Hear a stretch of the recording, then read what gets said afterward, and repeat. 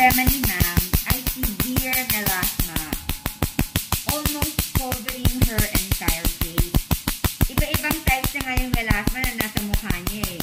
From mild, moderate, severe, and very severe.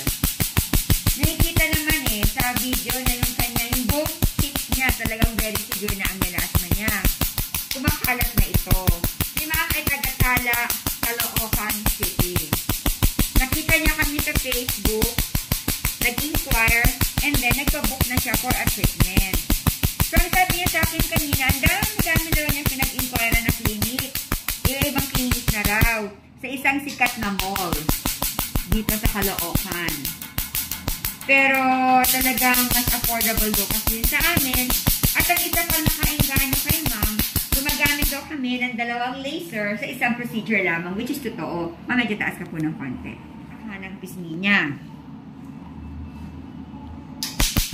Yung package na kinuha ni ma'am, meron pong kasama na 11 produkto na ilalagay niya lahat sa mukha niya, pero hindi naman sabay-sabay yung paglalagay ng mga products na yun. So, meron kaming routine or schedule kung paano ilalagay at kung kailan ilalagay. So, magkikita kami ni ma'am every 3 weeks. Ito na nakikita niyo yung laser ngayon. Ito yung unang laser na ginagawa ko sa mukha niya. So, sa unang laser, nile-laser ko ang buong mukha. Sa pangalawang laser, yung mismong melasma, dun lang ako nakakonsentrate. So, hindi tayo nagtitipid sa shot. Hanggat kailangan ng kliyente ang shot, gagawin natin.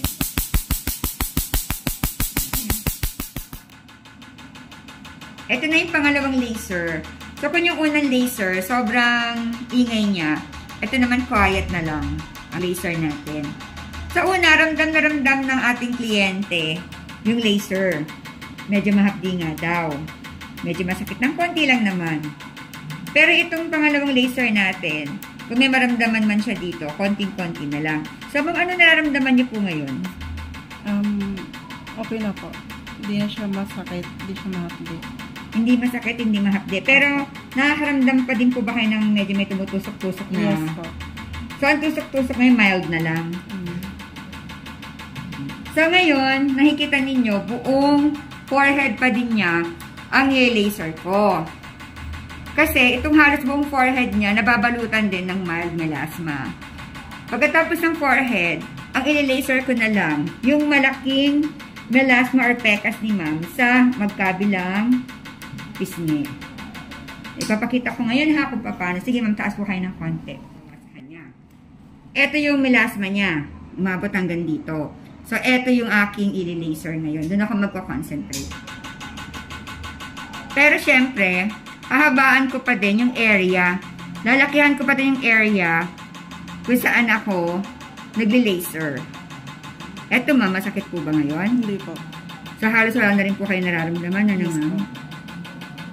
So, ayan. So, yun talagang tekas lang ang aking nili-laser. Masakit yun, ma'am? O, nagulat ka lang po? Nagulat.